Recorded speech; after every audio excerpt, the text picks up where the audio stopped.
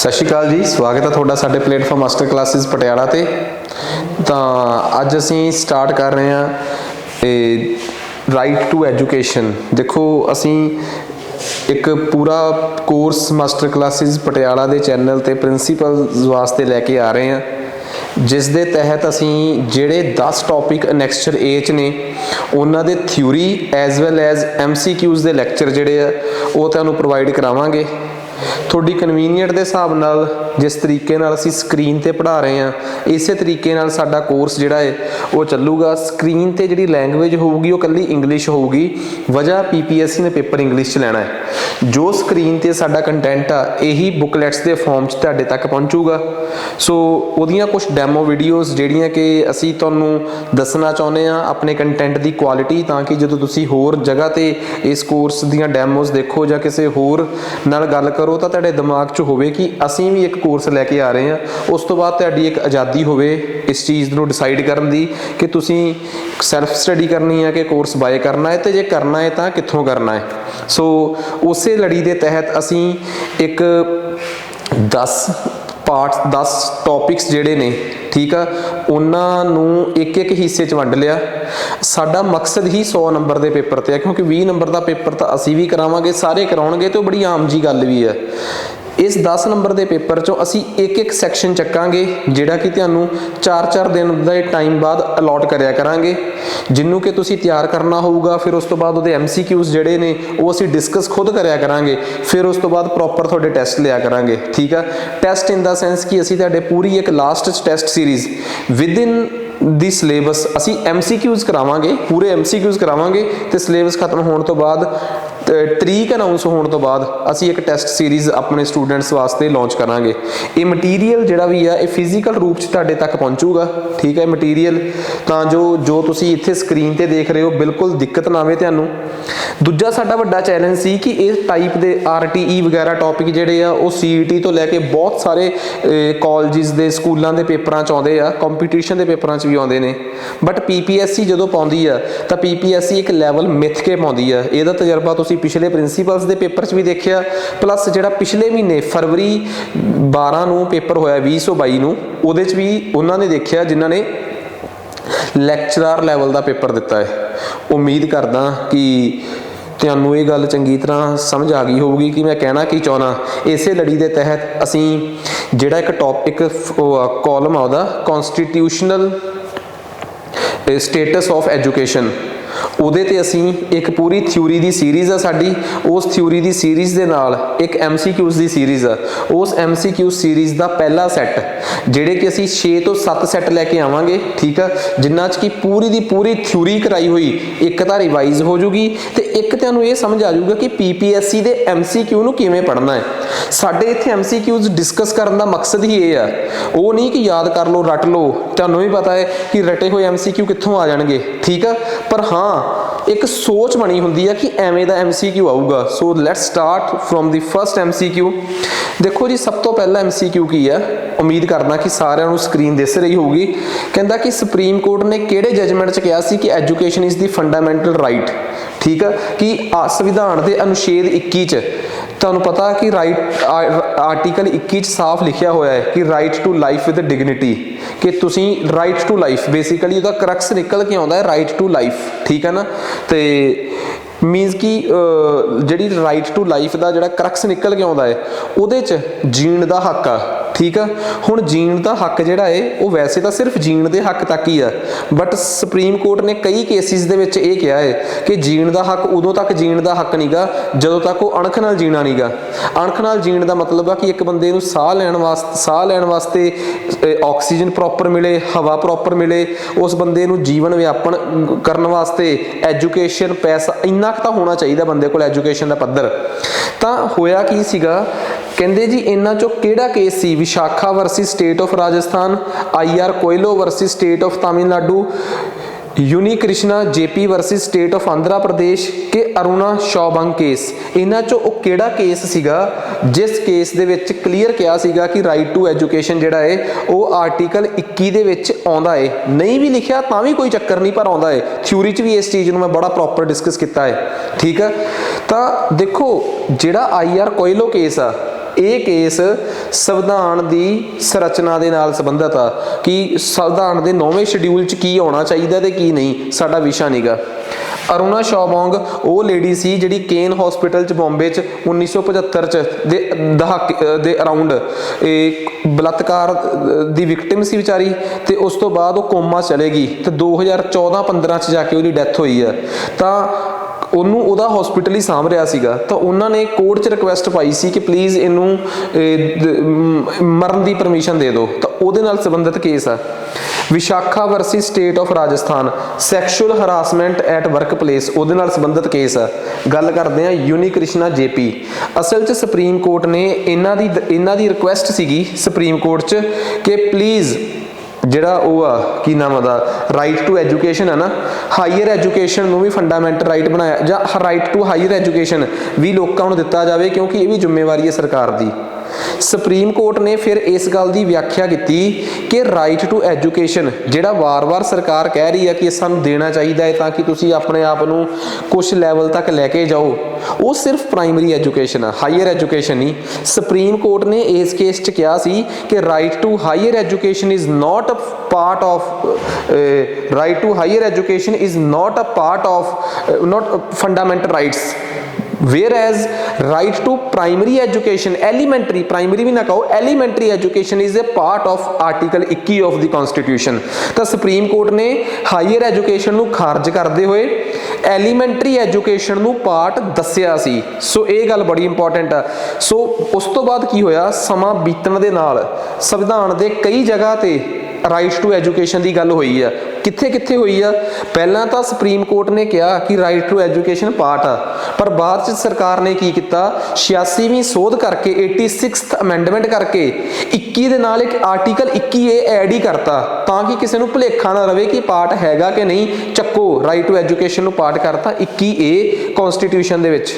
ਫਿਰ ਉਸ ਤੋਂ ਬਾਅਦ ਆਰਟੀਕਲ 41 ਜਿਹੜਾ ਹੈ ਉਹਦੇ ਚ ਵੀ ਕਿਤੇ ਨਾ ਕਿਤੇ ਲਿਖਿਆ ਹੈ ਕਿ ਹਾਂ ਸਰਕਾਰ ਲੋਕਾਂ ਨੂੰ ਇਸ ਲਾਇਕ ਕਰੇ ਕਿ ਉਹ ਕੰਮ ਕਰ ਸਕਣ। ਤਾਂ ਉੱਥੇ ਵੀ ਕਿਤੇ ਝਲਕ ਆਉਂਦੀ ਆ ਕਿ ਰਾਈਟ ਟੂ ਐਜੂਕੇਸ਼ਨ ਸਰਕਾਰ ਦੇਣਾ ਚਾਹੁੰਦੀ ਆ, ਕਿਉਂਕਿ ਸਰਕਾਰ ਲੋਕਾਂ ਨੂੰ ਲਾਇਕ ਬਣਾਉਣਾ ਚਾਹੁੰਦੀ ਹੈ। ਪਰ ਇਹਨਾਂ ਦੋਵਾਂ ਤੋਂ ਬਿਨਾਂ ਵੀ ਇਹ ਆ DPSP, ਸਰਕਾਰ ਦੀ ਨੈਤਿਕ ਜ਼ਿੰਮੇਵਾਰੀ। ਇਸ ਤੋਂ ਬਿਨਾਂ ਹੁਣ ਇਹ ਆਰਟੀਕਲ ਕਿੱਥੇ ਲਿਖਿਆ ਹੋਇਆ ਹੈ? ਇਹ ਆਰਟੀਕਲ ਲਿਖਿਆ ਇੱਕ ਆਰਟੀਕਲ 35 ਚ ਵੀ ਸੁਪਰੀਮ ਕੋਰਟ ਨੇ ਇਹ ਗੱਲ ਕਲੀਅਰ ਕਹਿਤੀ ਸੀਗੀ, ਧਿਆਨ ਨਾਲ ਪੜਿਓ, ਕਿ ਦਾ ਕੰਟੈਕਸਟ ਆਫ DPSPs, ਕਿਉਂਕਿ ਉਮਾ ਸ਼ੰਕਰ ਜਿਹੜੀ ਸੀ, ਕ੍ਰਿਸ਼ਨਾ ਸੀ ਜਿਹੜੀ, ਉਹ ਸੁਪਰੀਮ ਕੋਰਟ 'ਚ ਇਹ ਕਹਿ ਕੇ ਗਈ ਸੀਗੀ ਕਿ ਸਰ ਕੋਰਟ ਨੂੰ ਕਿਹਾ ਸੀ ਕਿ ਕੋਰਟ ਇਸ ਗੱਲ ਦਾ ਧਿਆਨ ਰੱਖੋ, ਧਿਆਨ ਨਾਲ ਦੇਖੋ ਇਸ ਗੱਲ ਨੂੰ ਕਿ ਕਨਸਟੀਟਿਊਸ਼ਨ ਦੇ ਆਰਟੀਕਲ 45 ਜਿਹੜਾ ਕਿ ਸਰਕਾਰ ਦੀਆਂ ਨੈਤਿਕ ਜ਼ਿੰਮੇਵਾਰੀਆਂ ਬਾਰੇ ਦੱਸਦਾ ਹੈ, ਉੱਥੇ ਵੀ ਲਿਖਿਆ ਹੈ ਕਿ state must Endeavour to provide ਕੀ ਭਲਾ free and compulsory education for all children's. ਤਾਂ ਉਸ ਤੋਂ ਬਾਅਦ ਕਨਸਟੀਟਿਊਸ਼ਨ 'ਚ ਉਹਨੂੰ ਅਮੈਂਡ ਕੀਤਾ ਗਿਆ ਤੇ ਲੋਕਾਂ ਨੂੰ ਭੁਲੇਖਾ ਨਾ ਰਵੇ ਇਹ ਵੀ ਲਿਖਿਆ ਗਿਆ ਕਿ ਐਜੂਕੇਸ਼ਨ ਦੀ ਗੱਲ ਤਾਂ ਕੀਤੀ ਆ but under the age of 14। ਸੋ ਕਹਿਣ ਦਾ ਮਤਲਬ ਇਹ ਆ ਕਿ ਸੁਪਰੀਮ ਕੋਰਟ ਦੀ ਇੰਟਰਪ੍ਰੀਟੇਸ਼ਨ ਨੂੰ ਬਾਅਦ 'ਚ ਸੰਵਿਧਾਨ ਨੇ ਠੀਕ ਵੀ ਕੀਤਾ ਹੈ ਕਿ ਬਈ ਸੰਵਿਧਾਨ ਕਨਸਟੀਟਿਊਸ਼ਨਲ ਅਮੈਂਡਮੈਂਟ ਕਰਕੇ ਕਿ ਹਾਂ ਜੋ ਕੋਰਟ ਕਹਿ ਰਹੀ ਆ ਉਹ ਸਹੀ ਹੈ ਗੱਲ, ਹਾਈਅਰ ਐਜੂਕੇਸ਼ਨ ਕਿਸੇ ਬੰਦੇ ਦਾ ਫੰਡਾਮੈਂਟਲ ਰਾਈਟ ਨਹੀਂ ਹੋ ਸਕਦਾ, ਬਟ ਹਾਂ ਐਜੂਕੇਸ਼ਨ ਬੰਦੇ ਦਾ ਫੰਡਾਮੈਂਟਲ ਰਾਈਟ ਜ਼ਰੂਰ ਆ। ਇਸ ਤੋਂ ਬਿਨਾਂ ਇੱਕ ਫੰਡਾਮੈਂਟਲ ਡਿਊਟੀਜ਼ ਹੁੰਦੀਆਂ ਨੇ, ਉੱਥੇ ਵੀ ਇਹ ਸਾਫ਼ ਲਿਖਿਆ ਹੋਇਆ ਹੈ ਕਿ ਯੈਸ ਕਨਸਟੀਟਿਊਸ਼ਨ ਦੇ 51A 'ਚ 51A ਉਹਦੇ 'ਚ ਵੀ 11ਵੀਂ ਡਿਊਟੀ ਆ ਕਿ ਪੇਰੈਂਟਸ ਆਪਣੇ ਬੱਚਿਆਂ ਨੂੰ ਭੇਜਣਗੇ, ਠੀਕ ਆ। ਸੋ ਇਸ ਸਟੋਰੀ 'ਚ ਕੀ ਸੀਗਾ ਕਿ ਇਸ ਪੂਰੀ ਸਟੋਰੀ 'ਚ ਸੁਪਰੀਮ ਕੋਰਟ ਨੇ ਉਸ ਲੇਡੀ ਨੂੰ ਸਮਝਾਇਆ ਕਿ ਤੁਹਾਡਾ ਹੱਕ ਹੈਗਾ ਰਾਈਟ ਟੂ ਐਜੂਕੇਸ਼ਨ, ਪਰ ਸਿਰਫ 14 ਸਾਲ ਤੱਕ। 14 ਸਾਲ ਦੀ ਉਮਰ ਤੋਂ ਬਾਅਦ ਰਾਈਟ ਟੂ ਐਜੂਕੇਸ਼ਨ ਸਰਕਾਰ ਤੇ ਡਿਪੈਂਡ ਕਰਦਾ ਹੈ। ਜੇ ਸਰਕਾਰ ਕੋਲ ਇਕਨੋਮਿਕ ਕੈਪੈਸਿਟੀ ਹੈਗੀ ਆ, ਜੇ ਸਰਕਾਰ ਕੋਲ ਇੰਨਾ ਪੈਸਾ ਹੈਗਾ ਕਿ ਉਹ ਤੁਹਾਨੂੰ ਰਾਈਟ ਟੂ ਐਜੂਕੇਸ਼ਨ ਦੇ ਸਕਦੀ ਆ, ਫੇਰ ਹੀ ਹੱਕ ਆ, ਫੇਰ ਹੀ ਡਿਊਟੀ ਆ ਸਰਕਾਰ ਦੀ, ਅਦਰਵਾਈਜ਼ ਨਹੀਂ। ਇਟ ਮੀਨਸ ਇਸ ਪੂਰੀ ਥਿਊਰੀ ਚੋਂ ਸਮਝ ਆ ਗਿਆ ਕਿ ਉਮਾ ਕ੍ਰਿਸ਼ਨਾ ਕੇਸ 'ਚ ਕੀ ਕਿਹਾ ਸੀ ਕਿ right to elementary education is a part of fundamental right, whereas right to higher education ਇਹ ਸਾਡਾ ਫੰਡਾਮੈਂਟਲ ਰਾਈਟ ਨਹੀਂ ਗਾ। ਸਮਝ ਗਏ ਗੱਲ? ਬਹੁਤ ਇੰਪੋਰਟੈਂਟ ਆ, ਥਿਊਰੀ 'ਚ ਹੋਰ ਐਲੈਬੋਰੇਟ ਕੀਤਾ ਹੋਇਆ ਹੈ। ਅੱਗੇ ਆ ਜਾਓ। ਕਹਿੰਦੇ ਕਿਹੜੀ ਕਮੇਟੀ ਸੀ ਜਿਹਨੇ ਕਿਹਾ ਸੀ ਕਿ 21A ਐਡ ਕਰ ਦੇਣਾ ਚਾਹੀਦਾ ਹੈ? ਤਾਂ ਸਾਫ਼ ਗੱਲ ਆ, ਤਪਸ ਮਨਜੂਮਦਾਰ ਕਮੇਟੀ, ਠੀਕ ਆ। ਤਪਸ ਮਨਜੂਮਦਾਰ ਕਮੇਟੀ ਦੇ ਕਹਿਣ ਤੇ ਕਨਸਟੀਟਿਊਸ਼ਨ ਦੇ ਵਿੱਚ ਆਰਟੀਕਲ 21A ਐਡ ਕੀਤਾ ਗਿਆ, 21A ਰਾਈਟ ਟੂ ਐਜੂਕੇਸ਼ਨ। ਇਸ ਕਮੇਟੀ ਦੇ ਕਹਿਣ ਤੇ ਸੰਵਿਧਾਨ ਦੀ 86ਵੀਂ ਸੋਧ ਅਟਲ ਬਿਹਾਰੀ ਵਾਜਪਾਈ ਦੀ ਸਰਕਾਰ ਵੇਲੇ 2002 ਚ ਹੋਈ ਤੇ ਤਿੰਨ ਚੀਜ਼ਾਂ ਐਡ ਕੀਤੀਆਂ। ਇੱਕ ਚੀਜ਼ ਐਡ ਕੀਤੀ 21A, 21A ਦੇ ਵਿੱਚ ਸਾਫ਼ ਲਿਖਿਆ ਹੈ right to education is a fundamental right, ਠੀਕ ਹੈ। ਉਸ ਤੋਂ ਬਾਅਦ ਇਹਦੇ ਨਾਲ ਦੋ ਜਗ੍ਹਾ ਤੇ ਹੋਰ ਐਡ ਹੋਇਆ ਆਰਟੀਕਲ 45, ਆਰਟੀਕਲ 45 ਆ DPSPs ਨੈਤਿਕ ਜ਼ਿੰਮੇਵਾਰੀਆਂ ਸਰਕਾਰ ਦੀਆਂ। ਉੱਥੇ ਲਿਖਿਆ ਹੈ ਕਿ 14 ਸਾਲ ਦੀ ਏਜ ਪੂਰੀ ਹੋਣ ਤੱਕ ਬੱਚੇ ਦੀ ਜ਼ਿੰਮੇਵਾਰੀ ਸਰਕਾਰ ਦੀ। ਫਿਰ ਉਸ ਤੋਂ ਬਾਅਦ DPSPs ਤੋਂ ਬਾਅਦ ਫੰਡਾਮੈਂਟਲ ਡਿਊਟੀਜ਼, ਉਹਦੀ 51A ਆਰਟੀਕਲ ਆ, ਉਹਦੇ ਅੰਦਰ 11ਵੀਂ ਡਿਊਟੀ ਦੇ ਤੌਰ ਤੇ ਇਨਸਰਟ ਕੀਤਾ ਕਿ ਮਾਪਿਆਂ ਦੀ ਜ਼ਿੰਮੇਵਾਰੀ ਹੋਊਗੀ ਬੱਚਿਆਂ ਨੂੰ ਐਜੂਕੇਸ਼ਨ ਦੇਣ ਦੀ। ਸੋ ਇਹ ਦੂਜੀ ਗੱਲ ਆ ਕਿ ਕਿਸ ਕਮੇਟੀ ਦੇ ਕਹਿਣ ਤੇ ਸੀਗਾ। So right answer is Tapas Majumdar committee, ਠੀਕ ਹੈ ਜੀ। ਨੈਕਸਟ ਉਸ ਤੋਂ ਬਾਅਦ, ਠੀਕ ਆ, ਇੱਕ ਜ਼ਰੂਰੀ ਡਾਕੂਮੈਂਟ ਜ਼ਰੂਰ ਆ ਕਿ ਸਭ ਤੋਂ ਪਹਿਲਾਂ ਆਫੀਸ਼ੀਅਲ ਡਾਕੂਮੈਂਟ ਆਇਆ ਸੀਗਾ ਰਾਮਾਮੂਰਤੀ ਕੇਸ, ਰਾਮਾਮੂਰਤੀ ਰਿਪੋਰਟ 'ਚ।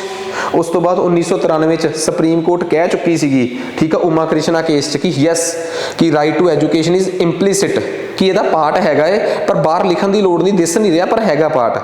2002 ਚ ਸਰਕਾਰ ਨੇ ਉਹਨੂੰ ਸਪਸ਼ਟ ਹੀ ਕਰਤਾ ਕਿ ਯੈਸ ਜੇ ਪਾਰਟ ਹੈਗਾ ਹੈ ਤਾਂ ਬਾਹਰ ਦਿਸਣਾ ਚਾਹੀਦਾ ਹੈ। ਤਾਂ ਸਰਕਾਰ ਨੇ ਖੁਦ ਕਿਹੜਾ ਆਰਟੀਕਲ ਐਡ ਕਰਤਾ, 21A ਐਡ ਕਰਤਾ ਸੀਗਾ। ਉਮੀਦ ਕਰਦਾ ਕਿ ਗੱਲ ਸਮਝ ਆ ਗਈ ਹੋਊਗੀ। ਨੈਕਸਟ ਉਸ ਤੋਂ ਬਾਅਦ ਆ ਪੂਰੀ ਸਟੋਰੀ ਸੁਣਾਈ ਆ ਮੈਂ ਕਿ ਕਿਹੜੀ ਕਿਹੜੀ ਚੀਜ਼ ਐਡ ਹੋਈ ਹੈ। ਉਸ ਤੋਂ ਬਾਅਦ ਅਗਲਾ ਕੁਐਸਚਨ ਫਿਰ ਉੱਥੇ ਰਿਪੀਟ ਕਰ ਗਿਆ ਕਿ ਦੱਸੋ ਕਿਹੜਾ ਆਰਟੀਕਲ ਐਡ ਹੋਇਆ ਸੀ 86ਵੀਂ ਅਮੈਂਡਮੈਂਟ ਨਾਲ, ਠੀਕ ਆ। 21A ਯੈਸ ਹੋਇਆ ਸੀ, ਆਰਟੀਕਲ 45 ਯੈਸ ਹੋਇਆ ਸੀ, 51A yes. Fundamental rights, DPSPs ਤੇ ਫੰਡਾਮੈਂਟਲ ਡਿਊਟੀਜ਼, ਤਾਂ ਇਹਦਾ ਆਨਸਰ ਹੋ ਗਿਆ D, all 1, 2 and 3 R correct. ਸਾਫ਼ ਲਿਖਿਆ ਹੈ ਕਿ ਜੀ ਆਰਟੀਕਲ 21A 'ਚ ਲਿਖਿਆ ਸੀਗਾ ਕਿ state shall provide free and compulsory education to all children from the age of 6 to 14, शब्द समझ आ गए।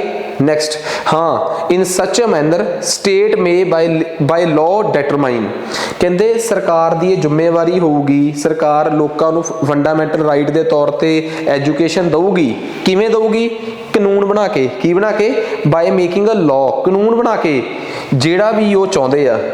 कानून सरकार ने कदों बनाया? कानून बनाया सरकार ने फिर इस 21A दे अंडर जाके 2009 च, ते उस कानून का नाम रखिया राइट टू एजुकेशन एक्ट। की नाम रखिया? Right to education act. Constitution तो इंस्पायर होकर भारत दी पार्लीमेंट ने की बनाया? लॉ बनाया। फिर वो लॉ का नाम की सी? Right to education act. उस लॉ दे विच लिखिया कि कुछ गल्लां स्टेटां दियां सरकारां खुद तय करनगियां।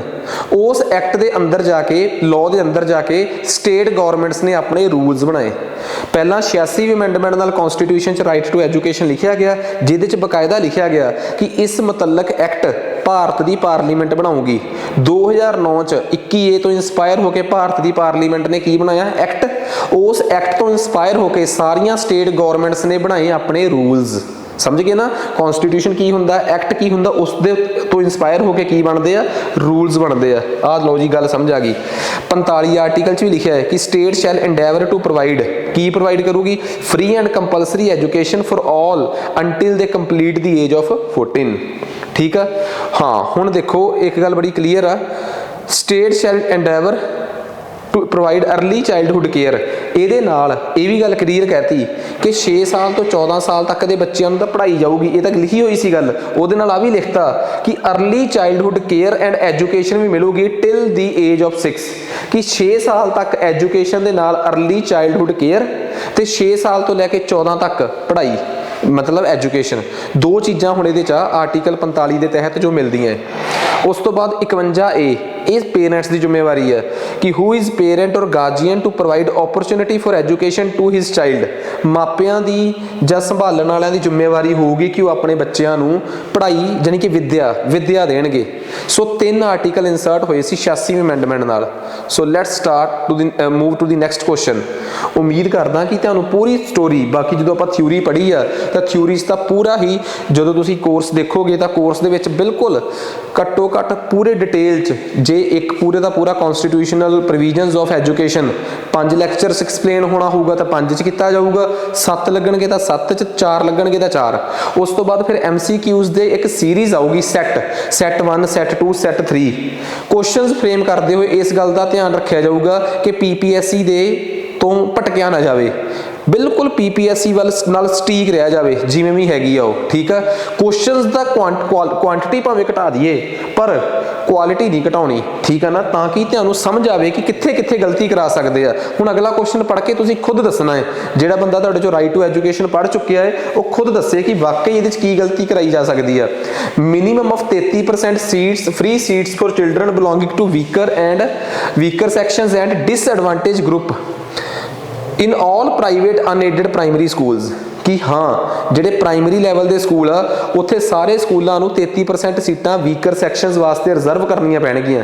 ਯਾਦ ਆ ਜਦੋਂ ਪਿਛਲੀ ਵਾਰ ਦਿੱਲੀ 'ਚ ਕੇਜਰੀਵਾਲ ਸਰਕਾਰ ਆਈ ਸੀ ਤਾਂ ਉਹਨਾਂ ਨੇ ਪ੍ਰਾਈਵੇਟ ਸਕੂਲਾਂ ਨੂੰ ਇਹ ਫੈਸਲਾ ਸਖਤੀ ਨਾਲ ਲਾਗੂ ਕਰਨ ਵਾਸਤੇ ਕਿਹਾ ਸੀ ਤੇ ਕਈ ਪ੍ਰਾਈਵੇਟ ਸਕੂਲਾਂ ਨੂੰ ਇਸ ਤੋਂ ਇਤਰਾਜ਼ ਵੀ ਹੋਇਆ ਸੀਗਾ, ਠੀਕ ਆ। ਤੇ ਫਿਰ ਉਹਨਾਂ ਨੇ ਪੁੱਛਿਆ ਕਿ ਅੱਛਾ ਜਦੋਂ ਸਾਡੀ ਸਰਕਾਰ ਨਹੀਂ ਸੀ ਉਦੋਂ ਵੀ ਤਾਂ ਤੁਸੀਂ ਰਿਜ਼ਰਵੇਸ਼ਨ ਦੇ ਹੀ ਰਹੇ ਸੀ ਕਿਉਂਕਿ ਕਾਨੂੰਨ ਕਹਿੰਦਾ ਰਾਈਟ ਟੂ ਐਜੂਕੇਸ਼ਨ, ਉਦੋਂ ਤੁਹਾਨੂੰ ਦਿੱਕਤ ਕਿਉਂ ਨਹੀਂ ਆਈ? ਤਾਂ ਪਤਾ ਸੀ ਕਿ ਉਦੋਂ ਐਡਜਸਟਮੈਂਟਾਂ ਚੱਲ ਪੈਂਦੀਆਂ ਸੀ ਤਾਂ ਉਹਨਾਂ ਦੇ ਆਉਣ ਤੋਂ ਬਾਅਦ ਉਹ ਐਡਜਸਟਮੈਂਟਾਂ ਖਤਮ ਹੋ ਗਈਆਂ। ਐਕਟ 'ਚ ਗੱਲ ਵੀ ਗਈ ਹੈ, ਸਭ ਕੁਛ ਆ, ਇਹ ਐਕਟ 'ਚ ਹੀ ਕਿਹਾ ਹੈ, ਪਰ ਇਹ 'ਚ 33 ਨੀਗਾ 25% ਸੀਟਾਂ ਰਿਜ਼ਰਵ ਕਰਨੀਆਂ ਤੇ ਸੈਕਸ਼ਨ 12 'ਚ ਕਹੀ ਗਈ ਹੈ ਗੱਲ। ਤੁਸੀਂ ਪੜ੍ਹੋਗੇ ਅੱਗੇ ਵੱਖਰੇ ਸੈਕਸ਼ਨ। ਅੱਗੇ ਕਹਿੰਦਾ ਸੈਕਸ਼ਨ 12 ਜਿਹੜਾ ਹੈ ਉਹ ਇਹ ਕਹਿੰਦਾ ਕਿ ਇਹ ਰਿਜ਼ਰਵੇਸ਼ਨ ਜਿਹੜੀ ਆ ਇਹ ਐਡਮਿਟ ਕੀਤੀ ਜਾਣੀ ਚਾਹੀਦੀ ਆ ਸਟੂਡੈਂਟਸ ਟੂ ਕਲਾਸ 6 ਕਿ 6ਵੀਂ ਕਲਾਸ ਤੋਂ ਇਹ ਰਿਜ਼ਰਵੇਸ਼ਨ ਸਟਾਰਟ ਹੋਣੀ ਚਾਹੀਦੀ ਹੈ। ਗਲਤ, ਕਲਾਸ 1 ਤੋਂ ਇਹ ਰਿਜ਼ਰਵੇਸ਼ਨ ਸਟਾਰਟ ਹੋਣੀ ਚਾਹੀਦੀ ਆ, ਨਾ ਕਿ ਕਲਾਸ 6 ਤੋਂ। ਇਹ ਮੈਂ ਨਹੀਂ ਕਹਿ ਰਿਹਾ, ਰਾਈਟ ਟੂ ਇਨਫੋਰਮੇਸ਼ਨ ਐਕਟ ਦਾ ਸੈਕਸ਼ਨ 12(1) ਦਾ ਸੀ ਪਾਰਟ ਕਹਿ ਰਿਹਾ ਹੈ, ਠੀਕ ਹੈ ਨਾ, ਕਿ ਇੱਥੇ ਕਲਾਸ 1 ਆ ਨਾ ਕਿ ਕਲਾਸ, ਦੋਵੇਂ ਆਪਸ਼ਨਸ ਗਲਤ ਨੇ। ਆ ਜਾਓ ਹੁਣ ਕਹਿੰਦਾ ਰਾਈਟ ਟੂ ਇਨਫੋਰਮੇਸ਼ਨ ਐਕਟ ਕਹਿੰਦਾ ਕਿ every children of age 6 to 14 have right to free and compulsory education in neighborhood school, ਠੀਕ ਆ, till the complete of elementary education। elementary ਮਤਲਬ 8ਵੀਂ ਤੱਕ। ਅੱਗੇ ਕਹਿੰਦਾ 12 ਇਹ ਕਹਿੰਦਾ ਹੈ ਕਿ ਰਿਜ਼ਰਵੇਸ਼ਨ ਜਿਹੜੀ ਆ ਪ੍ਰਾਈਵੇਟ ਸਕੂਲਾਂ 'ਚ ਵੀ ਹੋਊਗੀ 25% ਤੱਕ ਫਰੋਮ ਕਲਾਸ 1, ਠੀਕ ਆ। Wherever such school provides pre school education these rules are to be applied to pre school sections as well. ਜਿੱਥੇ ਬੱਚੇ ਸਕੂਲ ਪਹਿਲੀ ਕਲਾਸ ਦੀ ਬਜਾਏ ਪ੍ਰੀ ਸਕੂਲਿੰਗ ਤੋਂ ਸ਼ੁਰੂ ਕਰਦੇ ਆ, ਜਿਵੇਂ ਪ੍ਰੀ ਨਰਸਰੀ ਟਾਈਪ ਤੋਂ ਜਾਂ ਨਰਸਰੀ ਟਾਈਪ ਤੋਂ ਸ਼ੁਰੂ ਕਰਦੇ ਆ, ਉੱਥੇ ਇਹ ਰੂਲ ਨਰਸਰੀ ਤੋਂ ਲੱਗੂਗਾ। ਜਿਹੜੇ ਸਕੂਲ ਪਹਿਲੀ ਤੋਂ ਸ਼ੁਰੂ ਹੁੰਦੇ ਆ ਉੱਥੇ ਇਹ ਰੂਲ ਪਹਿਲੀ ਤੋਂ ਲੱਗੂਗਾ। ਮੈਂ ਨਹੀਂ ਕਹਿ ਰਿਹਾ, ਰਾਈਟ ਟੂ ਐਜੂਕੇਸ਼ਨ ਐਕਟ ਦਾ ਸੈਕਸ਼ਨ 12 ਕਹਿ ਰਿਹਾ ਹੈ, ਠੀਕ ਹੈ ਜੀ। Let's move to next question. ਕਹਿੰਦਾ as per the model rules in Punjab. ਹੁਣ ਮੈਂ ਤੁਹਾਨੂੰ ਦੱਸਿਆ ਸੀ ਕਿ ਐਕਟ ਜਿਹੜਾ ਹੈ ਉਹ ਅੱਡ ਚੀਜ਼ ਆ, ਐਕਟ ਤੋਂ ਇਨਸਪਾਇਰ ਹੋ ਕੇ ਪੰਜਾਬ ਦੇ ਰੂਲਸ ਬਣੇ ਹੋਏ ਆ। ਪੰਜਾਬ ਦੇ ਰੂਲਸ ਦੇ ਅਕੋਰਡਿੰਗ ਕਿਹੜੀ ਗੱਲ ਸਹੀ ਆ? Primary school should be located within 1 kilometre from the habitation. ਬੱਚੇ ਦੇ ਘਰ ਤੋਂ, ਲੋਕੈਲਿਟੀ ਤੋਂ 1 ਕਿਲੋਮੀਟਰ ਦੇ ਅੰਦਰ ਹੋਣਾ ਚਾਹੀਦਾ ਹੈ। upper primary must be located within 2 kilometer from the habitation. Secondary school should be located within 5 kilometer from the habitation. Right to information act ਗੱਲ ਕਰਦਾ ਹੈ 14 ਸਾਲ ਤੱਕ, ਮਤਲਬ ਪ੍ਰਾਇਮਰੀ ਤੇ ਅਪਰ ਪ੍ਰਾਇਮਰੀ ਦੀ, ਮਤਲਬ ਐਲੀਮੈਂਟਰੀ ਦੀ 8ਵੀਂ ਕਲਾਸ ਤੱਕ ਦੀ। ਆ ਸੈਕੰਡਰੀ ਵਾਲਾ ਪੱਤਾ ਤੇ ਕੱਟ ਲਓ, ਤੀਸਰੀ ਆਪਸ਼ਨ ਤਾਂ ਵੈਸੇ ਹੀ ਗਲਤ ਆ ਬਿਨਾਂ ਸੋਚੇ ਹੀ। ਹੁਣ ਪ੍ਰਾਇਮਰੀ ਸਕੂਲ ਵਾਸਤੇ 1 ਕਿਲੋਮੀਟਰ ਆ ਤੇ ਅਪਰ ਪ੍ਰਾਇਮਰੀ ਵਾਸਤੇ ਇਹ 3 ਕਿਲੋਮੀਟਰ ਆ। ਇਹ ਮੈਂ ਨਹੀਂ ਕਹਿ ਰਿਹਾ, ਪੰਜਾਬ ਦੇ ਰਾਈਟ ਟੂ ਐਜੂਕੇਸ਼ਨ ਰੂਲਸ 2009 ਕਹਿੰਦੇ ਆ, ਜਿੱਥੇ ਸਾਫ਼ ਲਿਖਿਆ ਹੈ 1 ਕਿਲੋਮੀਟਰ ਤੇ 3 ਕਿਲੋਮੀਟਰ। ਸੋ ਗੱਲ ਕਰੀਏ ਤਾਂ ਏਜ ਦੀ ਕਰੈਕਟ ਆਨਸਰ। ਸਟੇਟ ਗਵਰਨਮੈਂਟ ਤੇ ਲੋਕਲ ਅਥਾਰਟੀ ਰਿਸਪੌਂਸੀਬਲ ਨੇ, ਠੀਕ ਆ, ਏਰੀਆ ਤੇ ਲਿਮਿਟ ਤੈਅ ਕਰਨ ਵਾਸਤੇ। ਇਹ ਆ ਆਰਟੀਈ ਦਾ ਸੈਕਸ਼ਨ 6 ਕਿ ਬਈ ਰੂਲਸ ਬਣਾਉਣ ਸਟੇਟ ਗਵਰਨਮੈਂਟ, ਠੀਕ ਆ। ਇਸੇ ਤਹਿਤ ਪੰਜਾਬ ਸਰਕਾਰ ਨੇ ਜਿਹੜੇ ਰੂਲਸ ਬਣਾਏ ਆ ਤਾਂ ਉਹਦੇ ਤਹਿਤ ਪ੍ਰਾਇਮਰੀ ਸਕੂਲ ਹੋਣਾ ਚਾਹੀਦਾ ਹੈ ਵਿਦਿਨ 1 ਕਿਲੋਮੀਟਰ ਤੇ ਅਪਰ ਪ੍ਰਾਇਮਰੀ 3 ਕਿਲੋਮੀਟਰ, ਠੀਕ ਆ ਨਾ। ਸੋ ਗੱਲ ਇਹ ਆ ਕਿ ਕਈ ਸਟੇਟਾਂ ਨੇ ਰੂਲਸ ਬਣਾ ਕੇ ਇਹਨੂੰ 1.5 ਕਿਲੋਮੀਟਰ ਵੀ ਕੀਤਾ ਹੈ, ਕਈਆਂ ਨੇ 2 ਵੀ ਕੀਤਾ ਹੈ, ਪਰ ਜੋ ਪੰਜਾਬ ਦੇ ਵਿੱਚ ਰੂਲਸ ਨੇ ਇੱਥੇ ਉਹ ਚੱਲਣੇ ਆ, ਠੀਕ ਹੈ ਨਾ। ਨੈਕਸਟ 7ਵਾਂ ਸਵਾਲ ਆ ਜੋ ਕਾਫੀ ਵੱਡਾ ਹੈ। 7ਵਾਂ ਸਵਾਲ ਇਹ ਕਹਿੰਦਾ ਹੈ ਕਿ ਹਾਂਜੀ, ਕਹਿੰਦਾ the under the section 29 of the right to education state government has to appoint an academic authority who can lay a curriculum and evaluation from class 1 to 8। ਕਹਿੰਦੇ ਇਸ ਐਕਟ ਦਾ ਸੈਕਸ਼ਨ 29 ਜੋ ਕਿ ਮੈਂ ਤੁਹਾਨੂੰ ਥਿਊਰੀ 'ਚ ਬਹੁਤ ਵਧੀਆ ਪੜ੍ਹਾਇਆ ਸੀ, ਸੈਕਸ਼ਨ 29 ਜਿਹੜਾ ਹੈ ਨਾ ਉਹਦਾ ਰਾਈਟ ਟੂ ਐਜੂਕੇਸ਼ਨ ਐਕਟ ਦਾ ਸੈਕਸ਼ਨ 29 ਇਹ ਕਹਿੰਦਾ ਹੈ ਕਿ ਸਰਕਾਰ ਕਿਸੇ ਅਥਾਰਟੀ, ਅਕੈਡਮਿਕ ਅਥਾਰਟੀ ਨੂੰ ਫਿਕਸ ਕਰੂਗੀ, ਜ਼ਿੰਮੇਵਾਰ ਬਣਾਊਗੀ ਕਿ ਤੁਸੀਂ ਪਹਿਲੀ ਤੋਂ ਲੈ ਕੇ 8ਵੀਂ ਕਲਾਸ ਤੱਕ ਦਾ ਕਰਿਕੂਲਮ ਤਿਆਰ ਕਰਨਾ ਹੈ। ਇਹ ਗੱਲ ਸਹੀ ਆ ਕਿ ਗਲਤ ਆ? ਇਹ ਅਧਿਕਾਰ ਸਟੇਟ ਸਰਕਾਰ ਨੂੰ ਦਿੱਤੇ ਹੋਏ ਆ। ਇਹ ਗੱਲ ਸਹੀ ਹੈ ਕਿ ਗਲਤ ਆ? ਬਿਲਕੁਲ ਸਹੀ, कि पहली क्लास तो लैके 8वीं क्लास का जिहड़ा करिकुलम है ना वो स्टेट गौरमेंट तैयार करूगी, ठीक है। तो स्टेट गौरमेंट नूं पहली गल तो यह होगी, ठीक है। 9वीं तो लैके 12वीं तक का सेंटर गौरमेंट तैयार करूगी। शायद जे तुहानूं ना पता होवे तां उहदे च एक गल क्लीयर आ, याद आ 9वीं 10वीं दी किताबां पंजाब बोर्ड दी CBSE नाल जां NCERT नाल मिलदियां जुलदियां, 8वीं क्लास तक पूरी अपनी डिस्क्रिएशन आ। पहली गल सही आ कि सैक्शन 29 ये अधिकार सूबा सरकारां नूं दिंदा, ना कि केंद्र सरकार नूं। गल करते हैं अगे, कहता जिहड़े डाइट्स हुंदे आ district institute of education and training, उन्हां नूं जिम्मेवारी दित्ती आ पंजाब सरकार ने। पंजाब सरकार ने उन्हां नूं जिम्मेवारी दित्ती आ टीचर ट्रेनिंग वास्ते, सिलेबस तैयार करने वास्ते, टैक्सट बुक तैयार करने वास्ते, ताकि वो जो भी CCE आ कॉन्टीन्यूस ते कॉम्प्रीहेंसिव एवैल्यूएशन प्रैक्टिसिस आ उन्होंने पूरा कर सकन। ये बिल्कुल गलत आ लाइन, ये जिम्मेवारी देखो पहला सैक्शन तो कहता है कि सैक्शन 29 का राइट टू इनफॉर्मेशन एक्ट का कहता है कि स्टेट गौरमेंट से बनाउणगियां। हुण स्टेट गौरमेंट ने किसी अथॉरिटी नूं तो रिस्पोंसिबल करना ही है, कहते पंजाब 'च ये रिस्पोंसिबिलिटी डाइट्स नूं मिली हुई है। पहला ऑप्शन सही, दूजा गलत, क्योंकि पंजाब 'च ये रिस्पोंसिबिलिटी SCERT नूं मिली हुई है। किनूं मिली हुई है? SCERT नूं मिली हुई है। आ देखो जी explanation, right to children to free act है जिहड़ा वो क्लीयर कहता है कि ये गल ये सिलेबस बनाने की जिम्मेवारी एप्रोप्रीएट गौरमेंट्स दी है। एप्रोप्रीएट गौरमेंट का मतलब ਜਿਹੜੇ सूबे का सिलेबस बनाना उत्थों की स्टेट गौरमेंट की। गल नंबर 1। गल नंबर 2, पंजाब 'च ये जिम्मेवारी मिली है state council of education research and training नूं, मतलब SCERT नूं। उन्हां दा काम आ अकैडमिक परपस वास्ते सिलेबस तैयार करना, क्वालिटी असैसमेंट रैगूलर बेसिस ते हुंदी रहे, एप्रोप्रीएट सिलेबस होवे बच्चों कोल, टैक्सट बुक्स वधिया होण, लर्निंग मटीरियल वधिया होवे, ये सारा कुछ ठीक है ना। सो पंजाब 'च ये जिम्मेवारी किनू मिली है? SCERT नूं। भारत दे RTE का सैक्शन 29 कहता है कि सिलेबस की जिम्मेवारी स्टेट गौरमेंट्स ते आ कि किनू देना चाहते हैं। तो अगली रूल्स ये कहते हैं पंजाब दे कि पंजाब ने जिम्मेवारी SCERT नूं दे रखी है। गल समझ आ गई? इट मीनस एक ऑप्शन जिहड़ी सी वो एक्ट चों सी, एक ऑप्शन रूल्स दे विचों सी। किन्नी डिटेल च पढ़ना पैंदा होऊगा, जिन्ना आपां इस टॉपिक नूं थॉरोली थ्योरी च पढ़िया है तुसीं इमेजिन भी नहीं कर सकोगे, तुहानूं समझ आऊगी कि हाँ कहानी की है। नैक्सट अगे आ जाओ। इत्थे तो मैं तुहानूं ये नहीं कह रहा कि जिहड़े मैं सवाल पाए आ कोई बहुत औखे आ, औखे औखे कुछ नहीं गए। गल तो सिर्फ ये है कि तुसीं थ्योरी नूं किन्ना जोर ला के पढ़िया है। PPSC एडे इस सवाल पाउंदी इहो जी पाउंदी है, इन्हां सवालों नूं पढ़ के देखियो, लाइनस बिल्कुल सिंपल ने। रौला सिर्फ ये आ कि असीं कंसैप्ट तक किवें जाना है, असीं उहनूं थॉरोली कॉन्सैप्ट नूं किवें हत्थ लाउणा है, किवें असीं उस कॉन्सैप्ट नूं छूणा है जाके। आओ जी अगले सवाल नूं पढ़दे आं, आपां तुहाडे नाल ही पढ़ूंगा।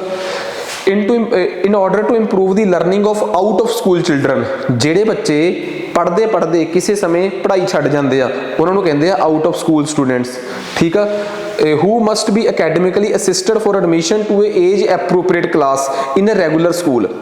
कहते जदों वो अपनी पढ़ाई छड्ड के नवें सिरों किसी क्लास स्कूल च आउंदे आ पढ़न तो उन्होंने उन्होंने उम्र के हिसाब नाल दाखला देना चाहिए in regular school and bring them to the level of their classmates. There is a provision of remedial training. कहते ये सारा कुछ करने वास्ते कि एक बच्चे जिन्हां दी पढ़ाई छुट चुकी आ उन्होंने दोबारा मेन स्ट्रीम स्कूल च लियाउण वास्ते एक उपराला है राइट टू एजुकेशन एक्ट च, उहदा नाम है रेमीडियल ट्रेनिंग। पहली लाइन ये होगी। दूजी गल, ये एक बच्चा जिहड़ा कि 6 ਤੋਂ 14 साल तक दा will be considered out of the school, उन्होंने मन्निया जाऊगा जेकर जां तां वो कदी प्राइमरी स्कूल च वड़िया ही नहीं ਤਾਂ ਉਹਨੂੰ out of the school student ਕਿਹਾ ਜਾਊਗਾ। ਅਦਰਵਾਈਜ਼ ਜੇ ਉਹ ਸਕੂਲ ਤਾਂ ਕਿਤੇ ਐਡਮਿਸ਼ਨ ਲਈ ਸੀ ਉਹਨੇ ਪਰ ਉਹ 45 ਦਿਨ ਲਗਾਤਾਰ ਗੈਪ ਰਿਹਾ ਫਿਰ ਵੀ ਉਹਨੂੰ ਆਊਟ ਆਫ ਸਕੂਲ ਕੈਟਾਗਰੀ 'ਚ ਮੰਨਿਆ ਜਾਊਗਾ। ਦੋਵਾਂ 'ਚੋਂ ਗੱਲ ਕਿਹੜੀ ਗਲਤ ਆ ਕਿਹੜੀ ਸਹੀ ਆ? ਪੁੱਛਿਆ ਹੀ ਆ ਕਿ ਵਿਚ ਵਨ ਇਜ਼ ਕਰੈਕਟ। ਦੂਜੀ ਬਿਲਕੁਲ ਸਹੀ ਆ कि आउट ऑफ स्कूल स्टूडेंट उन्होंने मन्निया जाऊगा। ये चीज़ मैं तुहानूं पूरी डिटेल च पढ़ा चुकिया सीगा, शायद ये सैक्शन 12 पढ़ाया सी मैं तुहानूं उदों। गल करते हैं पहली लाइन ते, कहते गल सारी सही है, बिल्कुल गल बिल्कुल सही आ। इनू स्पैशल ट्रेनिंग कहा जाऊगा ना कि रेमीडियल ट्रेनिंग। नहीं यकीन तो आ पढ़ो, सॉरी सैक्शन 12 नहीं सैक्शन 4 RTE का सैक्शन 4 कहता है कि वो चिल्ड्रन जो 6 ਤੋਂ 14 साल तक आ तो वह अपनी पढ़ाई किसी कारण करके कंप्लीट नहीं कर सकिया, उन्होंने इस तरीके नाल सैट करो कि वो अपनी एज एप्रोप्रीएट अपनी उम्र के हिसाब की क्लास जाए तो उत्थे अपने क्लासमेट्स के बराबर पहुँच सके। कोई भी जना साडा कोर्स लेना चाहुंदा है, ठीक है, असी ये चीज़ जिहड़ी कोर्स दी थ्योरी वाला पार्ट आ उन्होंने असी चंगी तरह पढ़ा के मैं उन्होंने रिकॉर्ड कर चुके हैं, ठीक है। सो एक दो टीचर्स सीगे जिहड़े मतलब कि बड़े सीगे ते कह रहे सीगे ते पटियाले पहुंचे, तो चलो टाइम भी सीगा कि उन्होंने क्लास लगा भी लई क्योंकि वो रिकॉर्डिंग्स का टाइम सीगा। साडा ये सारा कंटेंट जिहड़ा है ना वो बिल्कुल तुहाडे तक फ्रैश पहुंचूगा। मीनस ये किहड़ा कोई पुराना सिलेबस है जिहड़ा किसी ने रिकॉर्ड करके पुराना ही चला देना। दूजी गल, लाइव क्लासिस बिल्कुल क्यों नहीं लैंदा मैं, क्योंकि मैनू अपने पढ़ाउण ते इन्ना क तां क्लीयर है कि जे मैं बोर्ड ते खड़ के पढ़ा रहा होवां तां बहुत ज़्यादा टीचर्स नूं तां समझ आ ही जाती है। सो मैं जोड़ना भी उन्होंने चाहता जिन्हों ने मेरे इस तरीके नाल पढ़ाई की समझ आ। लाइव दियां उही मजबूरियां हुंदियां कि कनैक्शन कट गया, क्लास लग गई नहीं लग गई, आवाज़ नहीं पहुंची, वो सारियां झंझटां तो दूर असीं अपना जिहड़ा कॉन्सैप्ट तैयार किया है पढ़ाउण दा वो ये आ कि मैं जे 5 तरीक नूं सिलेबस अनाउंस करूँगा कि साडा 5 तरीक नूं बैच आ, 5 अप्रैल तो ही साडा बैच स्टार्ट आ, तां तुहानूं 5 अप्रैल नूं साडा कोर्स जिहड़ा है उहदे 10 पार्ट ने, 1 2 3 पहले पोर्शन दे, दूजे पोर्शन दे भी 5 पार्ट आ, ठीक है। सब तो पहला असी ए पोर्शन ते ध्यान देना है, क्यों, जिन्हों को कंटेंट है नहीं या जिन्हों को क्वालिटी कंटेंट है नहीं वो पहला पोर्शन बी ते ध्यान दी जाएंगे, वो तो सब को होगा क्योंकि सारे पेपरां पूपरां की तैयारी करा रहे हैं। असी सैक्शन ए पहले लैक्चर चों एक पोर्शन चक्कांगे, उन्होंने असी कवर करांगे तो पूरा उहदे ते जे 10 वीडियोज़ ने तो रिकॉर्ड करके सब तो पहला तुहाडे तक पहुँचणगियां सने MCQs, ठीक है। फिर उस तो बाद 2 या 3 या 4 या 5 दिन का टाइम लवांगे, नाल दी नाल ही दूसरा, तो सबनों पता है कि हजे PPSC पुराने पेपर लै रही है, क्योंकि तुसी एक गल का हिसाब लाओ कि नैब तहसीलदार का पेपर उन्होंने 22 मई को लैना है, ठीक है, उसकी नोटिफिकेशन आई है 22 मई को उन्होंने पेपर लैना है, ठीक है। इत्थों भी तुसी आइडिया ला सकते हो कि मैं ये गल कदों रिकॉर्ड कर रहा, बिल्कुल अपडेटेड आ सारा कुछ तुहाडे वास्ते। तो ओबीअस जी गल ये तो गल क्लीयर होगी कि पेपर लेट होना जाके, क्योंकि हजे cooperative inspector, veterinary officer, functional managers, ठीक है, अकाउंटेंट्स का वो पेपर है जिहड़े विच पए आ जिन्हां दीयां तरीकां PPSC ने कुछ कारणा करके चेंज करके अगे पातियां, तो ये पेपर उस तो बाद जाना है। तो साडे कोल बहुत सफिशिएंट टाइम है सिलेबस नूं कवर कराउण दा, ठीक है। सानू जे सवा महीना या 1.5 महीना भी मिल गया असीं उहदे च 10 दे 10 पार्ट बड़ी आसानी नाल तुहाडे तक डिलीवर कर दांगे। पर असीं उही गल कह रहे हैं कि साडा पहला निशाना डिलीवरी तेज करन ते नहीं रहूगा, कंटेंट PPSC नाल अलाइन करके बनाउण च रहूगा। वो छोटियां छोटियां गल्लां नहीं असीं करनियां चाहुंदे इस बार कि तुहानूं लगे कि हाँ कंटेंट की क्वालिटी नहीं सी। असीं उस टीचर नूं नाराज़ नहीं करना चाहुंदे जिहड़ा ये कहे सानूं कि सर क्वालिटी वधिया नहीं सी। उस टीचर नूं असीं नाराज़ कर भी सकते हैं तो जे नाराज़ आ तो असीं कुछ कर भी नहीं सकते जिहड़ा सानूं कहे कि जी सानूं तां लार्ज नंबर ऑफ MCQs चाहिए आ, ठीक है, तो वो जिवें दे मर्जी होण बस उन्हां चों पेपर आ जाए, ठीक है। प्रिंसीपल्स का पेपर आ, ग्रुप A की भर्ती आ, PPSC लै रही आ, पुराने पेपरों का तजर्बा तुहानूं हैगा है, ये सारियां गल्लां बहुत ने इस गल नूं समझण वास्ते कि PPSC वॉन्ट्स क्वालिटी, ठीक है। अदरवाइज वो पुराने पैटर्न ते भी स्टक करा सकती सी, सगों ओहो जे पैटर्न च उन्होंने पेपर बनाना सौखा सी, इत्थे सवाल कित्थों तैयार करनगे। सो प्लीज़ थोड़ा जा समझो तो थोड़ा जा आपां इस पासे ते ज़्यादा जोर लाइए।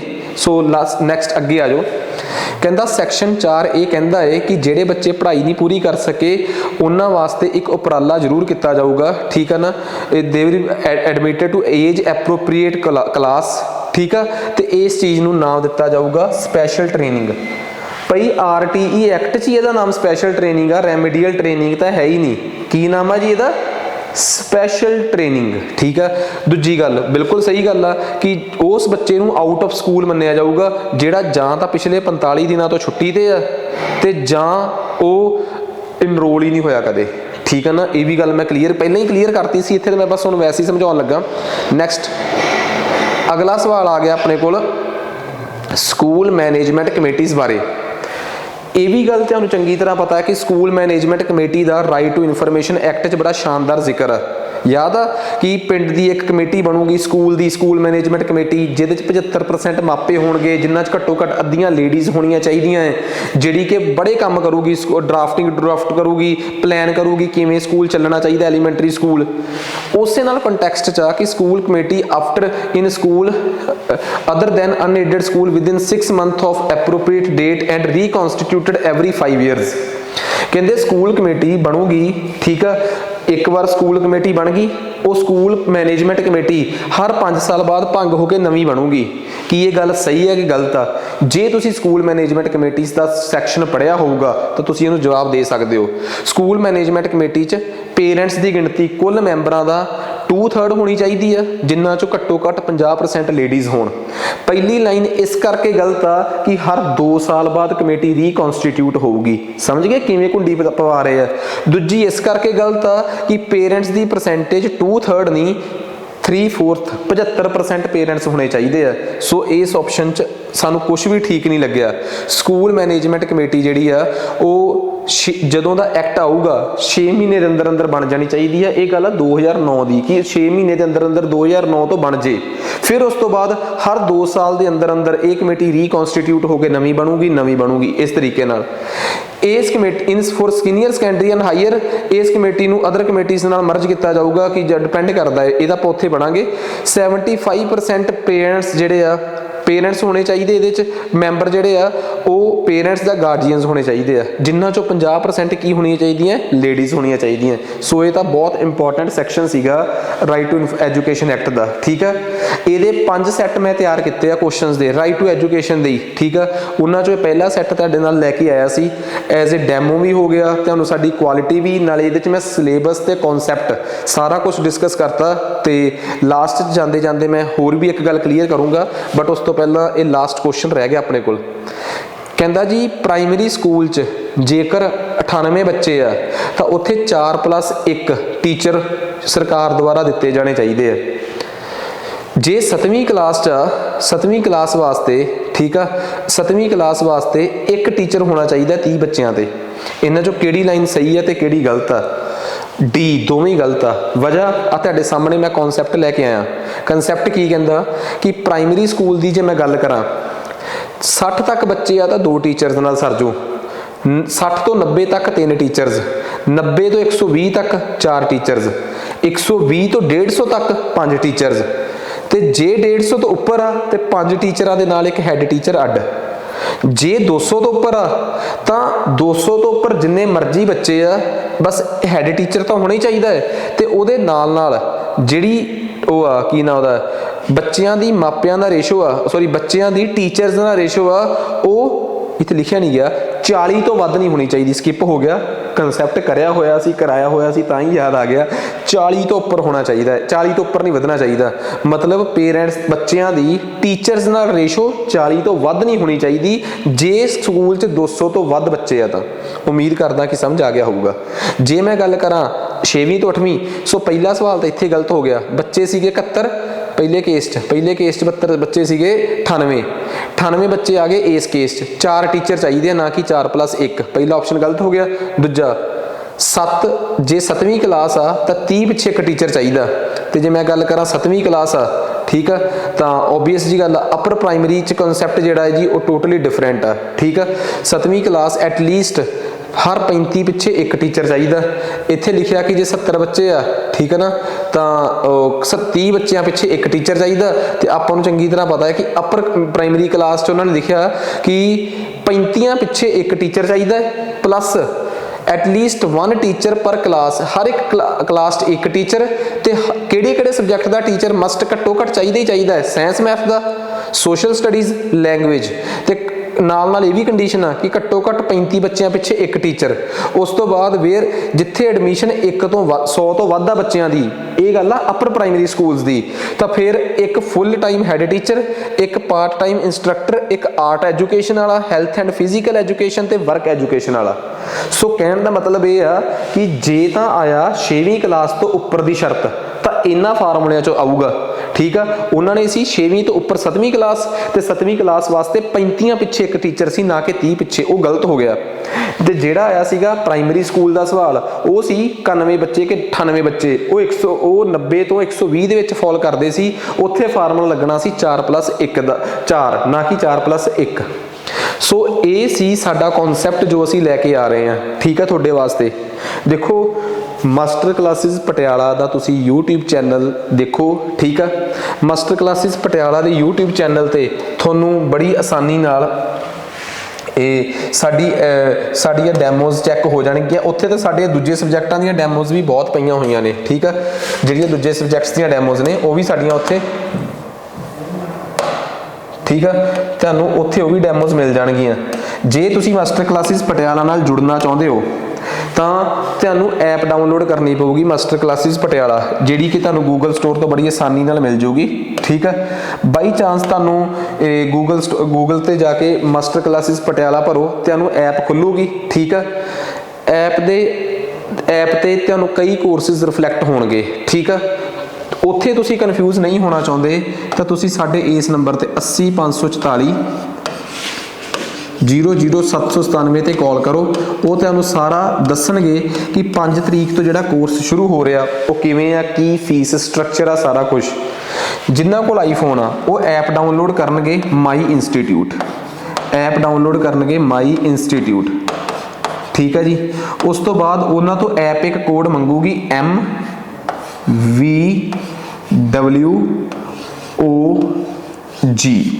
ਇਹ ਕੋਡ ਭਰੋਗੇ ਤੁਸੀਂ, ਠੀਕ ਆ।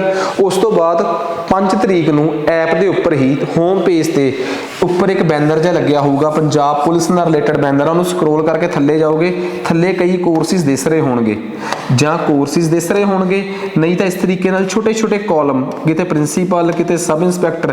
ਪ੍ਰਿੰਸੀਪਲ ਵਾਲੇ ਤੇ ਕਲਿੱਕ ਕਰ ਦਿਓ, ਜੇ ਕੋਰਸਿਸ ਦਿਸ ਰਹੇ ਹੋਣਗੇ ਕੋਰਸ ਤੇ ਪ੍ਰਿੰਸੀਪਲ ਵਾਲੇ ਤੇ ਕਲਿੱਕ ਕਰ ਦਿਓ। ਉੱਥੋਂ ਤੁਸੀਂ ਉਸ ਕੋਰਸ ਨੂੰ ਡਾਇਰੈਕਟਲੀ ਬਾਏ ਕਰ ਸਕਦੇ ਹੋ। ਤੁਸੀਂ ਸਾਡੇ ਇਸ ਨੰਬਰ ਤੇ ਕਾਲ ਵੀ ਕਰ ਸਕਦੇ ਹੋ ਜੇ ਤੁਹਾਨੂੰ ਕਿਸੇ ਵੀ ਤਰੀਕੇ ਨਾਲ ਕੋਈ ਦਿੱਕਤ ਆਈ ਹੈ, ਤਾਂ ਕਿ ਤੁਸੀਂ ਕੋਰਸ ਬਾਏ ਕਰਨ ਤੋਂ ਪਹਿਲਾਂ ਸਾਡੇ ਤੋਂ ਕੁਝ ਪੁੱਛਣਾ ਚਾਹੁੰਦੇ ਹੋ, ਸੈਟੀਸਫਾਈਡ ਹੋਣਾ ਚਾਹੁੰਦੇ ਹੋ। YouTube ਤੇ ਸਾਡੀਆਂ ਡੈਮੋਜ਼ ਦੇਖਦੇ ਰਹੋ, YouTube ਤੇ ਵੀਡੀਓ ਦੇਖੋ, ਉਹਦੀ ਡਿਸਕ੍ਰਿਪਸ਼ਨ ਬਾਕਸ 'ਚ ਜ਼ਰੂਰ ਜਾਓ, ਉੱਥੇ ਟੈਲੀਗ੍ਰਾਮ ਚੈਨਲ ਦਾ ਲਿੰਕ ਆ ਸਾਡੇ ਦਾ। ਟੈਲੀਗ੍ਰਾਮ ਐਪ ਡਾਊਨਲੋਡ ਕਰ ਲਓ, ਕੰਮ ਆਊਗੀ ਤੁਹਾਡੇ, ਕਿਉਂਕਿ ਉਹਦੇ ਤੇ ਅਸੀਂ ਕਾਫੀ ਕੁਝ ਅਪਡੇਟਸ ਕਰਦੇ ਰਹਿੰਦੇ ਆ।